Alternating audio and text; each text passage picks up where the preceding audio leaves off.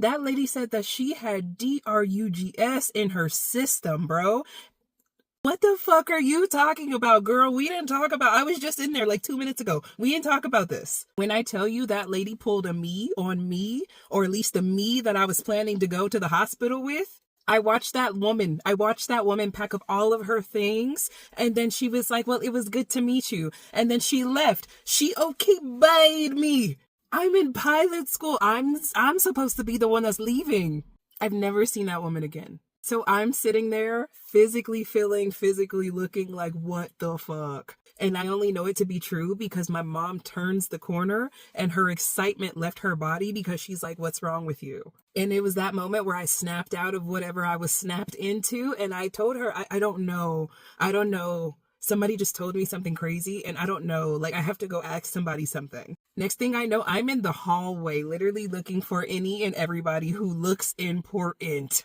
I lock eyes with a woman that had a clipboard. She looked like she worked there. She had a badge. It was her. It had to be her. You look important as hell. And damn, I was right. She was the head nurse. So basically, I go up to the head nurse. I'm like, hey, girl, this was just told to me. I don't know what to do with this information. I don't know. I genuinely don't know. Can you go find out whatever you can go find out for me?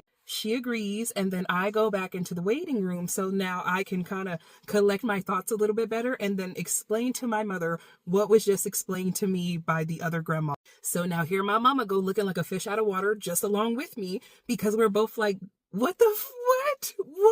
So boom, the lady calls me back to the hallway. We go back to the hallway. Now she is able to explain a little bit more to me. She hit me with the so she's been red flagged. What does that mean? Then she's like, well, mom and the baby tested positive for some substances. Excuse me?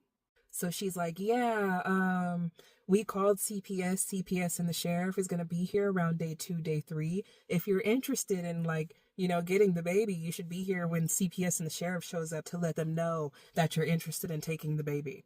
Mind you, it is February 27th. My move-in date in my apartment in San Diego is March 1st. So my initial thought is, okay, I make $1,000 a week. Okay, I'm paying my way through pilot school. Okay, I got an apartment in San Diego. Let me just take little girl with me, and we're just going to be in San Diego with it as I put myself through pilot school. We're going to revisit that thought because that was some bullshit. So then I go back to the waiting room. I give my mom the full play-by-play. Her head hurt. My head hurts. We decide to leave the hospital. Now, mind you, my brother is nowhere to be found at this hospital.